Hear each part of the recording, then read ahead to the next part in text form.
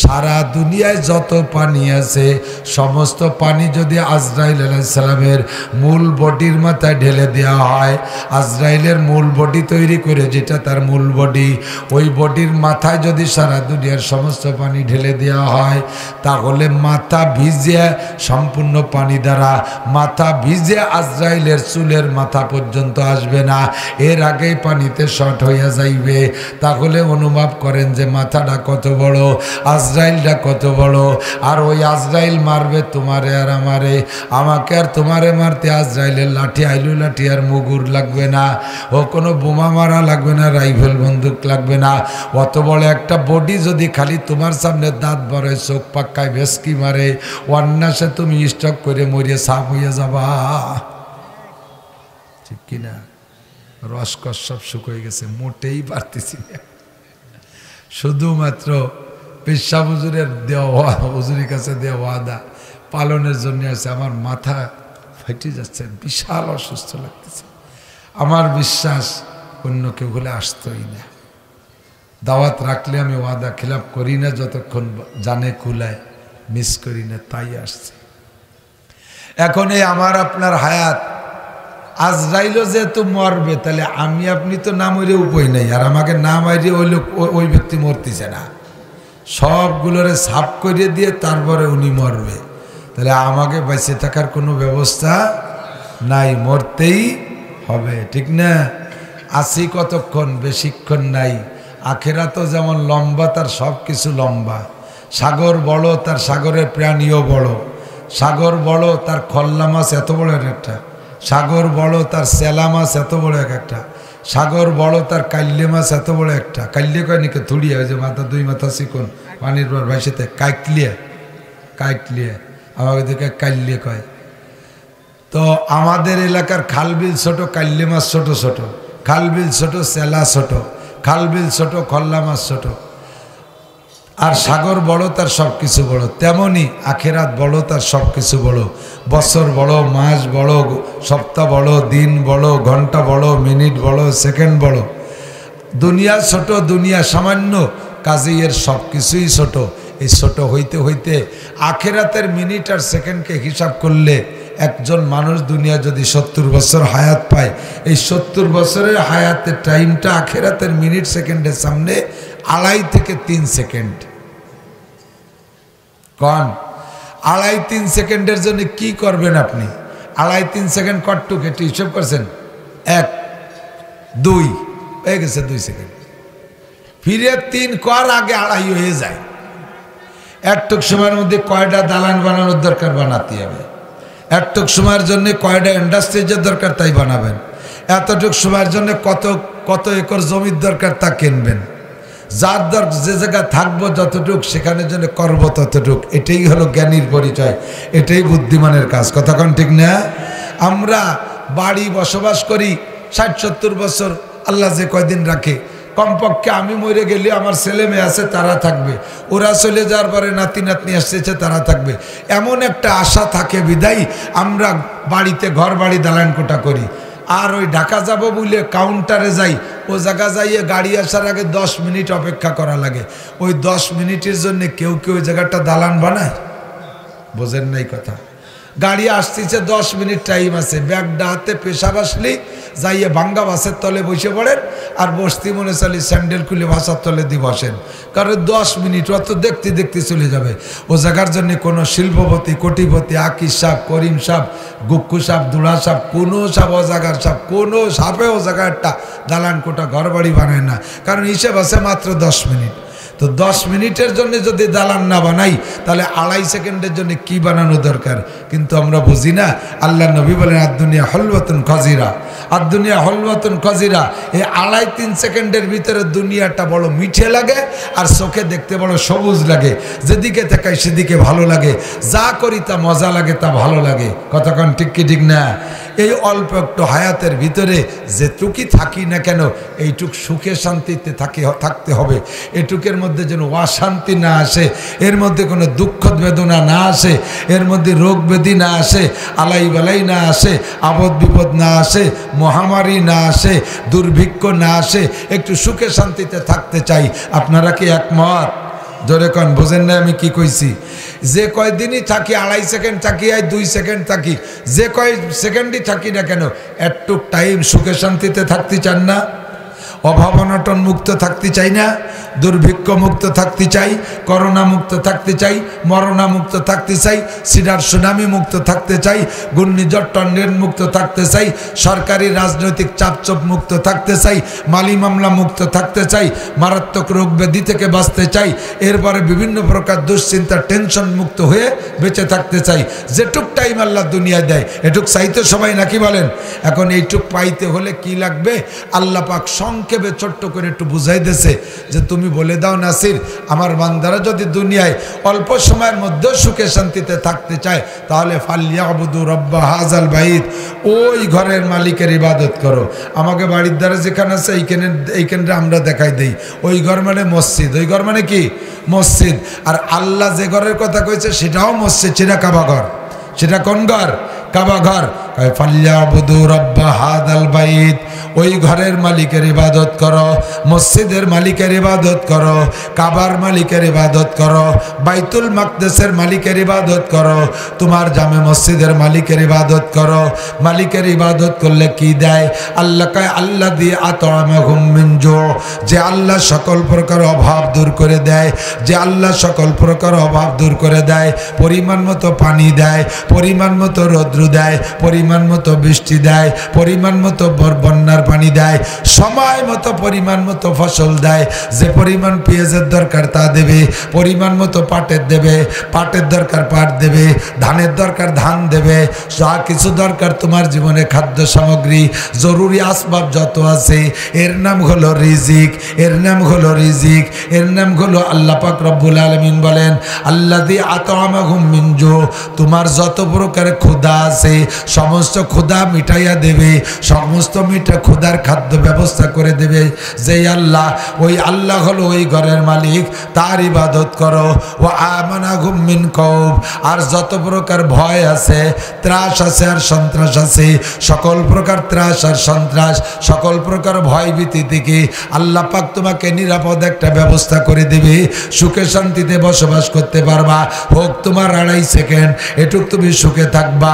ফালিয়াবুদু রব্বা হাযাল বাইত আল্লাযী আত'আমাহুম মিন জু' ওয়া আমানাহুম মিন কওব।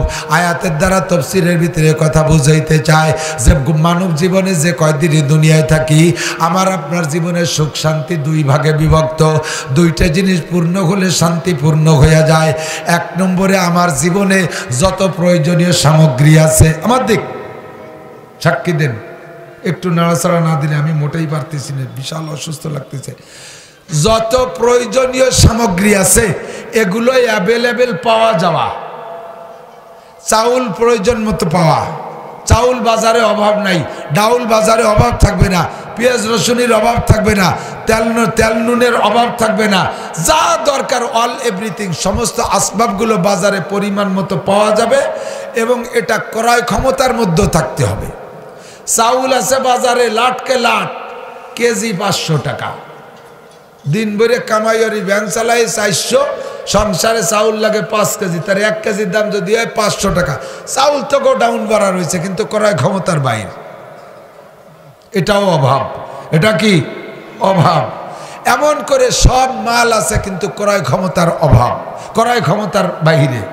2 নম্বর, মাল আমার কাছে টাকা আছে কোটি কোটি কিন্তু বাজারে চাউল নাই, বাজারে চাউল নাই, পাম্পে তেল নাই, মাঝে মাঝে পড়ি তো বিপদে, এই 1 পাম্পে তেল পাই নেই, গাড়ির তেল প্রায় শেষ, এই দৌড়তি দৌড়তি কোনো পাম্পে তেল নাই, আমার তো পকেট ভরা লাখ টাকা, টাকা আছে তেল নেই, কয়েক পাম্প পার হতে হতে গাড়ির তেল শেষ, রাস্তার পাশে ধুইয়ে ভ্যানে যাওয়া লাগে আজে। তাহলে এটাও অভাব, এটাও কি? টাকা পকেট ভরা থাকার নাম রিজিক না, টাকাও থাকবে, ক্রয় ক্ষমতার ভিতরে দ্রব্য মূল্য অ্যাভেলেবেল পাওয়া যাবে, এর নাম হলো রুজি। এর নাম কি? রুজি। আমাদের সরকার মহোদয়, সারা পৃথিবীর সরকাররা সম্মিলিতভাবে মিলিয়ে জোট করছে, 2 গাড়িতে একটু ঝগড়া লাগছে, গ্যাঞ্জাম বাজছে, তাই কেন্দ্র করে পুরো ইউনিয়নের ভিতরে অশান্তি শুরু হয়ে গেছে, রাশিয়া আর ইউক্রেন। এই দুই গ্যারেস্তের গ্যাঞ্জাম মারামারি লাগার কারণে এর প্রভাব বলে সারা দুনিয়ার উপরে পড়ছে। ওরা যা বোমা টুমা মারামারি করছে তাতে উপরের আকাশের বাতাস টাতাস নষ্ট হয়ে গেছে, পরিমাণ মতো মেঘ উঠতেছে না, পরিমাণ মতো বৃষ্টি হচ্ছে না, যার কারণে সরকাররা সব মিলে, এই আবহাওয়াবিদরা মিলে, মন্ত্রীরা, অর্থমন্ত্রীরা সম্মিলিতভাবে উন্ডা ও হিসাব করে বিজ্ঞানীদের মাধ্যমে জানতে পারছে আগামী বছরের থেকে বাংলাদেশ না খালি সারা দুনিয়া দুর্ভিক্ষে আক্রান্ত হয়ে যাবে। দুনিয়ার মানুষ না খাইয়া খুব কষ্ট পাবে, অভাব অনটনে ঘিরে ধরবে। এই বলে উনরা আমাদেরকে আগের থেকে রেড সিগন্যাল দিচ্ছে। আমরা কি ওই শুনতে নাকি তোমাকে সংসদে পাঠাইছি? ওয়াকতি তোমাকে পাঠাইছি নাকি? আমরা তো পাঠাইছি তোমাকে যে তোমরা খালি সুখবর দিবা, আগামীবারের থেকে চাল কিনা লাগবে না, প্রত্যেকের ঘরে ঘরে বস্তা বস্তা পৌঁছাই দেবো। আল্লাহ বাসালি তেল নুন ফ্রি পাবা, প্রত্যেকের নামে মাসে 30,000 40,000 টাকা করে বরাদ্দ দেব, কোনো মাল কিনে খাওয়া লাগবে না। এইরকম একটা সুসংবাদ পাল্লি দাও। ওই মানে দুঃসংবাদ দেওয়ার জন্য তোমারে ডাকছে কিনা। গোলেস্তার ভিতরে শেখ সাদি রহমাতুল্লাহ বলেন, বুলবুলা মুজদায়ে বাহারে বিয়ার খবরে বদবা বুমে সুমে গুজার, মনে এরকম এ বুলবুল পাখি সুখবরটা তুমি দাও, আর ওই আজে বাজে খবর কার জন্য, বুতুম পেশার জন্য ছেড়ে দাও। বাজে খবর দুঃসংবাদগুলো বুতুম পেশায় দিক, আর ভালো খবর বুলবুল পাখিতে তুমি দিবা। তাহলে সুসংবাদ যারা দেবে তারা হলো বুতুম পেশা, কথা কন না কে? সুসংবাদ দেবে যারা তারা কি বুতুম পেশা। আগামীবার আমাকে বলে অভাব হবে, এই খবর কইতেছে জাতিসংঘের বুতুম পেশা, এই খবর কইতেছে আমেরিকার বুতুম, এই খবর কয় জাপানের বুতুম, আর সেই সাথে মিলেই আমাকে দেশে বুতুমরাও গুতুম হয়ে গেছে। এরাও কয় অভাব হবে। আমরা আগামী বছর অভাব হবে কি হবে না এইটা ভবিষ্যৎবাণী, এটা গায়েবের খবর। কথা বলেন মিয়া, অনেক গায়েব করতে পারো। ঝড় আসতেছে মেশিন দিয়ে দেখে কজে এখন 6000 কিলোমিটার আর দূরে আছে, তারা এই গতিতে চলতেছে, সেই হিসেবে বাংলাদেশের মুংলা পোর্টে আগামী 15 তারিখের মধ্যে আক্রমণ করবে। এইটা কইতে পারো। বৃষ্টি হবে তাও শিওর সংবাদ না, সম্ভাবনা আছে। কি কয়? সম্ভাবনা আছে। কথা কোন ঠিক না? আমার আল্লাহ কয় যত বিজ্ঞান খাটাইস না খাটাইস, 5 জায়গা কোনো বিজ্ঞানের মাতুব্বারি চলে না। 1 নম্বরে কিয়ামত কবে হবে এইটাও বলতে পারবি না। 2 নম্বরে কোন মেঘে বৃষ্টি নামবে শিওর খবর করতে পারবি না। 3 নম্বরে কোন মেয়ের পেটে বাচ্চা আছে, বাচ্চা হওয়ার যোগ্যতা আছে কোন মহিলার, নারী না পুরুষ এইটা বলতে পারবি না। ছেলে হবে না মেয়ে হবে মহিলার পেটে, এইটা বলতে পারবি না। 4 নম্বর অমা তাদ্রি নাফসুম মাজা তাকসিবু গদা, আগামীকাল, আগামী দিন, আগামী বছর, আগামী মুহূর্তে কে কি খাবা, কে কি ইনকাম করবা, এইটা বলার ক্ষমতা দুনিয়ার কাহারও নাই। ঠিক ঠিক না? 5 নম্বর অমা তাদ্রি নাফসুম বিআইয়ার দিন তামুত, কে কোন জায়গা মারা যাবে এইটাও কইতে পারবা না। তো আগামী বছর দুর্ভিক্ষ হবে না, কি বলা হয়, সচ্ছলতা আসবে, এইটা সরকারের বলার ক্ষমতা নাই, বিজ্ঞানীদের বলার ক্ষমতা নাই। আমরা বলে দিতে পারি একটা কথা, আমরা বলে দিতে পারি একটা কথা, ইনশাআল্লাহ, আল্লাহর পর বিশ্বাস রাখা আগামী বছর দুর্ভিক্ষ হবে না ইনশাআল্লাহ। আপনারা একমত না নাকি দুর্ভিক্ষের পক্ষে? এই করোনার সময় পাইতারা দিছি যেভাবে, যে করোনা ব্লান, করোনা কিছু না, করোনা জুজুবুড়ির ভয়, ওতে কিচ্ছু হয় না, ও কিছু না, এই কইয়ে যে জাড়ি জুড়ি মারছি, মাঝে মাঝে আবার ভয় পেতাম আল্লাহ পুলিশই ধরিয়ে নাড়িয়ে যায়। পুলিশও আগে বুঝাই নিছি, দেখেন পুলিশ এই মুখের থেকে মুখে শ্বাস যায়, মুখ থেকে মুখে ভাইরাস ঢোকে, এভাবেই তো করোনা ছড়ায়। তা আমরা 1000 খানিক বক্তারা বাংলাদেশে ওয়াজ করে বেড়াচ্ছি, করোনার মধ্যে ওয়াজ করছি, 1000 খানিক বক্তারা ওয়াজ করতেছি, একই মাইক্রোফোন ব্যবহার করি। আমার আগে এক বক্তা ওয়াজ করে, এর মধ্যে বাতাসও ঢোকে, মুখের থেকে হালকা হালকা থুকও ঢোকে, ঢোকে না? তাহলে আগের বক্তার মুখ দিয়ে নিঃশ্বাসের মাধ্যমে, থুকির মাধ্যমে করোনা এই মাইক্রোফোন ভরিয়ে ধুয়ে গেছে। পরের বক্তা এসে নাক দিয়ে টান দিয়ে নিয়ে নিলাম, আবার নিজের টুকসহ ওই টুকসহ আবার ওর মধ্যে ভুয়োই ঢুয়ে দিয়ে গেলাম। এরপরের জন আসলো, এইভাবে 1000 বক্তা মাইক্রোফোনের মধ্যে আমরা আদান প্রদান করতেছি। করোনা একটা বক্তা তো মরলাম না, করোনায় তো মরলাম না, মরছে যার যার কায়দা মরছে, করোনায় একটা বক্তা মরল না। কাজেই এই করোনা যে শোয়াইছে ও মানি নে, জীবনেও মানবো না। কথা কোন ঠিকই ঠিক না? এরপরে আর এক জায়গার কথা কয়ে দিলাম, স্কুল কলেজ ইউনিভার্সিটি সব বন্ধ করে দিয়েছো, আমরা মাদ্রাসা বন্ধ করি নেই। লুকোচুরি বলা বলি এরিয়া সামনের দরজায় তালা দিতে পিছন পাশের দরজাটা কাটিয়ে ওই দিয়ে ঢুকছি, কইছি যে আস্তে আস্তে পড়বি, শব্দ উঠবি না, পুলিশই যেন শোনে না, ফেরেস্তারা যেন টের পায় না। এইভাবে পলা বলি এরিয়া মাদ্রাসায় করোনার মধ্যে পড়লাম। প্রত্যেকটা মাদ্রাসার জায়গার সংকট, ছাত্রদেরকে শুইতে দিতে খুব কষ্ট হয়। ইলিশ পাইলিংয়ের মতো ঠ্যাঙের মধ্যে পাও বড়ি দিয়ে দিয়ে কাজ করে করে শোয়াই, তুই জেলখানার মতো পাও দিয়ে ঠাসাই দিয়া, একটা নাকের নিঃশ্বাস বেরোইয়া আর একটা নাক দিয়ে ডুয়ে পিছন বাঁচতে বার হয়ে যায়। এইভাবে সারা বাংলাদেশের লাখ লাখ মৌলবীরা করোনার মধ্যে মাদ্রাসা খোলা রেখে নিঃশ্বাস টানাটানি করলো, একটা মৌলবী মরল না করোনায়। কথা কন ঠিক কি ঠিক না? কাজেই যা কওয়া সব জুজু বুড়ির ভয়। জুজু বুড়ি নাম শুনছেন না? দেখছেন জুজু বুড়ি নামে কোনো বুড়ি আছে? আপনার দাদির নাম জুজু বুড়ি, আপনার নানির নাম জুজু বুড়ি। এ জুজু বুড়ি বলতে কিচ্ছু নাই। যেমন ঘোড়ার ডিম একটা কথা আছে না, দেখছেন কোনোদিন ঘোড়ার ডিম হয়? ঘোড়ার ডিম যেমন, জুজু বুড়ি তেমন, এ করোনাও তেমন। আগামী বছরে দুর্ভিক্ষ হবে, এটাও তেমন। এও বলে দিলাম। তবে ঠিক তো ঠিক, যদি হইয়ে বসে শেষে এই হলো বেঈমানির লক্ষণ। হবে না, জোরে বলেন হবে। আমার নবী আল্লাহ পাকের কুদরতি কদমে সিজদা দিয়া দোয়া করেছেন যে সব বিষয় নিয়া, তার মধ্যে একটা দোয়া, আল্লাহ আমার উম্মতকে অভাবে একবারে সবগুলোকে শেষ করে দিও না। আল্লাহ পাকের দোয়া কবুল করেছেন, একবারে অভাবে শেষ হবে না। 2 নম্বর, অভাব থেকে মুক্তি পাওয়ার জন্য আমি 4টে আমল কয়ে দেব। একটা সরকারের কাছে পাঠাই দিছি, ইউটিউবে লাগে মধ্যে প্রত্যেক মাহফিলি কইতেছি, আইজক কাইলোক যাবেই যাবে। একটা সেটা হলো আল্লাহ নবী বলেন, মান হাফাজ আলা সালাওয়াত আকরামাহুল্লাহ বিখামসি খিসাল, যে ব্যক্তি 5 ওয়াক্ত নামাজ নিয়মিত পড়ে আল্লাহ তারে 5টা পুরস্কার দেয়। তার ভিতরে 1 নম্বর ইরফা আনহু জিকুল আইশ, তার 1 নম্বর হলো অভাব থাকবে না। জোরে বলেন কি থাকবে না?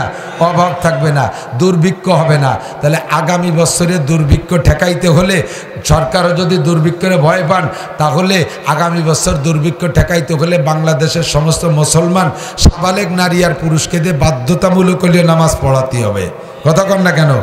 আমরা ওয়াজ করতেছি, আমাকে ওয়াজে শোনে না। জাতীয় সংসদ থেকে ঘোষণা দিয়ে দেন বিল আকারে পাস, যে আগামী বছরে দুর্ভিক্ষ ঠেকাইতে হলে 5 ওয়াক্ত নামাজ পুরুষরা জামাতে পড়বে, মহিলারা ঘরে পড়বে। কথা বলেন। 1 নম্বর হলো নামাজ। 2 নম্বর হলো হাদিসে আসছে 2টা জিনিস এক জায়গা জমা হয় না। 2টা জিনিস এক জায়গা জমা হয় না। রাতের বেলা ঘরের মধ্যে সূরা ওয়াকিয়া আর অভাব, এই অভাব আর ওয়াকিয়া এক জায়গা জমা হয় না। কাজেই দেশের থেকে যদি দুর্ভিক্ষ দূর করতে হয়, আনেওয়ালা দুর্ভিক্ষরে ঠেকাইতে হয়, তাহলে 2 নম্বর আমল লাগবে। জাতীয় সংসদে প্রত্যেক দিন সকালবেলা অধিবেশনের শুরুতে সমস্ত এমপিকে দিয়ে সূরা ইয়াসিন পড়াতে হবে। আর অধিবেশন চলতে চলতে মাগরিব হয়ে গেলে মাগরিবের পরে সংসদ ভবনে বৈশা এমপিকে দিয়ে সূরা ওয়াকিয়া পড়াতে হবে। আপনারা কি একমত নাকি? কথা কন। কয় যে ওনরা তো কোরআন শরীফই পড়তে পারে না, তো ওয়াকিয়া বলবে কে রে? কয় তাহলে সব কয়জনরে আপাতত যে কোনো মাদ্রাসায় মক্তবে ভর্তি হয়ে দেন, ওয়ানতে না দিয়া কায়দা পড়িয়ে টড়িয়ে কোরআন শরীফ পড়া শিখুক। তাড়াতাড়ি বেরেন তো ভালো আছে, তো 2-3 মাসের মধ্যে কোরআন শরীফ পড়া শিখে যাবে। এরপরে ওয়াকিয়া সংসদ ভবনে পড়বে, তাহলে দেশের দুর্ভিক্ষ দূর হবে। আর সরকারের কাছে দাবি করব, নামাজটাকে সরিয়ে সরকারিভাবে বাধ্যতামূলক করে দিক যদি দুর্ভিক্ষ বন্ধ করতে হয়।